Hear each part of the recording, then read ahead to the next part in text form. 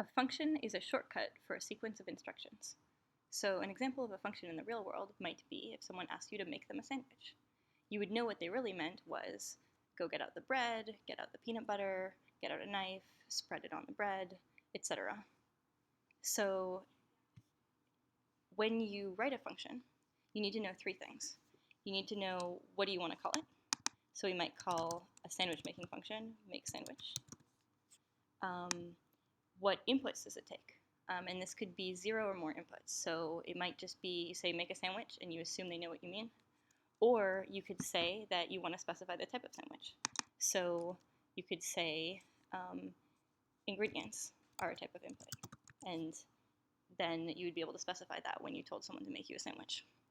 And then the third thing is what type of data does it output? Or what is the output of this function? And some functions have no output, and some have some type of output. So for a make sandwich function, ideally, your output would be a sandwich. So let's write some Arduino functions. So first, if we write no functions at all, let's see what happens. Nothing in this sketch. Just compiling that. So we get this error. And if you look at it, it says undefined reference to setup and undefined reference to loop.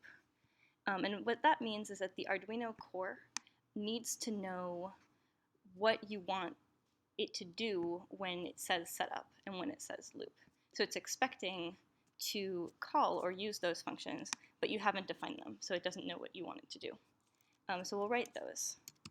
And here's the syntax for setup. We have this first part, and that's the output or the return type. And in this case, it's void because our setup function doesn't return anything.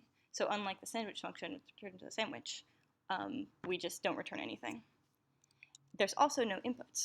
So there's an open and closed parenthesis, and normally the inputs would go in here, but there are no inputs, so we don't put any in here. And then there's an open curly brace and a closed curly brace. And everything inside of our setup block, so this whole thing is a function block, so inside the setup block is between those two curly braces. And so right now we won't put anything in there. And then we'll write our loop block, or our loop function rather.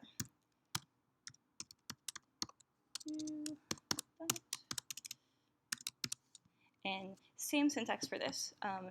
Doesn't return anything, doesn't take any inputs, but we still need the parentheses. And then everything inside of the loop block will be inside of here. And so now we've written the definitions for the setup function and the loop function, and we've defined them to do nothing, but they now exist. So let's try compiling again. And now it's happy. This is our bare minimum sketch. We need to define setup, define loop, but we don't need to do anything inside of them. And these functions, we define them, but the Arduino core, when your actual program runs, calls them. And to call a function, again, is to tell it to run. And the Arduino core tells the setup function to run once, and then it tells the loop function to run over and over again. So as soon as it ends, it will call it again. So great, let's actually do something inside of setup and loop. Inside of setup, we will do a serial.begin, and that will allow us to speak to the serial port. And then inside of loop, let's do a serial.println, and we'll just say hello world. So now once we upload this to our Arduino board, we should be able to see what it prints back on the serial port. And I will choose the correct board, which is going to be this one, and the correct serial port, which is going to be this one, and then I will upload this program.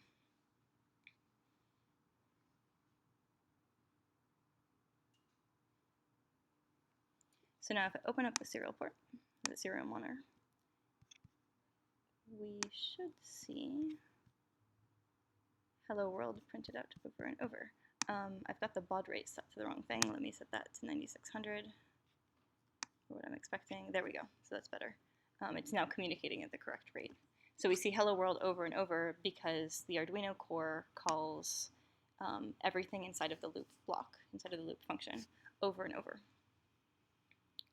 So what if we wanted to write a function that would give a shortcut to print hello world because we wanted to do that a lot. Like let's say we wanted to do this 10 times. So we'll write a function, and I'll turn this off for a moment. Yeah.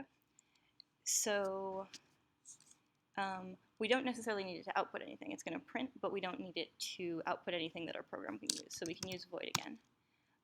And we can call it say hello, perhaps. And then we don't need any inputs because it's just going to say hello every time. So same syntax, but now it's our own custom name, and we will be responsible for calling this. So we can use it in our program. So instead of putting this in here, I'll actually put it here. And then if I upload this, what do you think will happen? Let's try it out. And so those are left over from the last time. But it's not doing anything because we've defined the function, but we have not actually called it.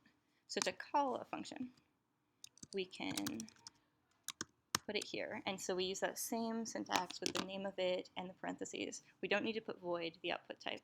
We just put the name of it and then whatever the inputs are in parentheses, and then a semicolon to end it.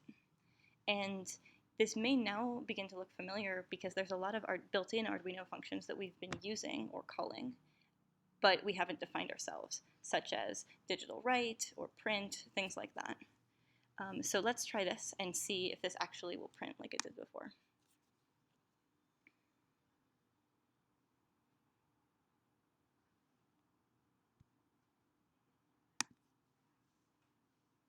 So now it's printing. So now it's actually doing what we expect. And it's pretty much doing what it was doing before. But now if you look inside a loop, there's this nice name that shows you exactly what it's doing while putting the functionality somewhere else. So your programs can be a lot more concise this way. Okay, so excellent. So now let's talk about inputs. What if we wanted our say hello function to say hello to a specific person?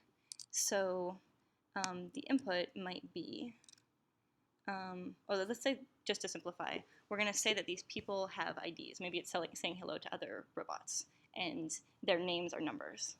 So we're going to pass in a number as an input to this function.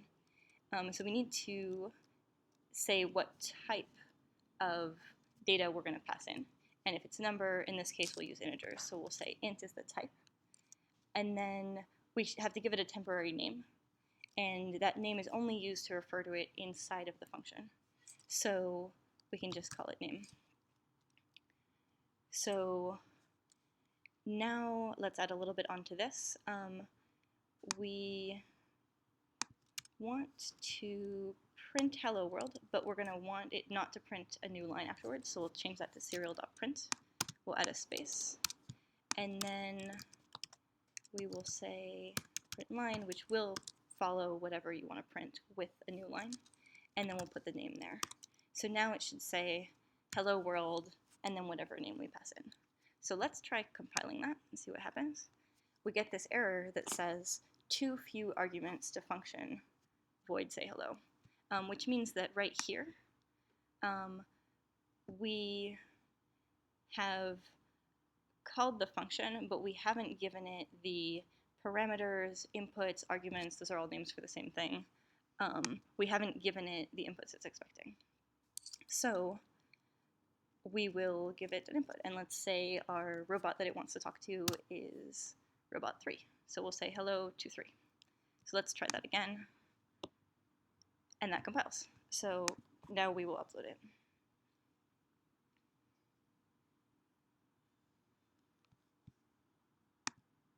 So now it says hello world 3. And you could repeat this, you could change this to 2, and then it would print 2. So excellent. Now you can start to see how flexible these are and sort of how powerful. So we haven't talked about output yet. So a say hello function wouldn't really output anything. It's doing something, so it's acting on the world. It is saying hello, but it's not returning any data that our program wants to use. And so what if we decided that in robot land, if you wanted to say hello to 2 robots at once, you would add their names together. So you'd add their numbers, and then you could say hello to both at once. So we'll make an add function, and we'll say, for now, let's just put in void, and we'll change that afterwards. We're going to pretend it doesn't return anything for now. So we'll call it add. We're going to add two integers. So we'll say int x1 and int x2, we'll call them. Oops, there we go. And then we will say, we'll make a new integer, and we'll call it x3. And we'll say that x3 equals x1 plus x2. And then we will put that up here so we get that addition. So add 2 and 3, which should be 5. Okay, so let's run that and see what happens.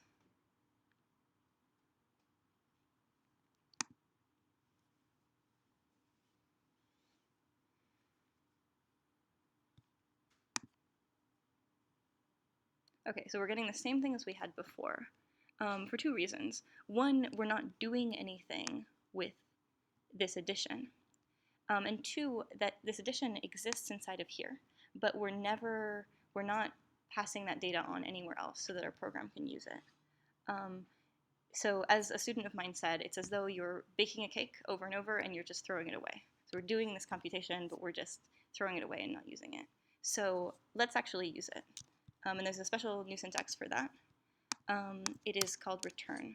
And so if your function outputs something, you have to give it a data type to return. In this case, we're returning an integer, which is the addition of two integers. And then we'll use the keyword return, and we're going to return x3. So this function is now going to output whatever x3 is after we do this addition. And to address the second issue, we want to actually use the result of this addition, or the result of this function. And so let's actually put it into our say hello function. We can actually just put that in there. And so what this is saying, you start from the inside and you say add 2 and 3, so do this function. And then it's going to output some result. And we'll pass that result in as the input or the argument to the say hello function. So what we should get when this is done is 5. Hello world 5. And so now we're saying hello to robot 2 and robot 3 with the help of multiple functions.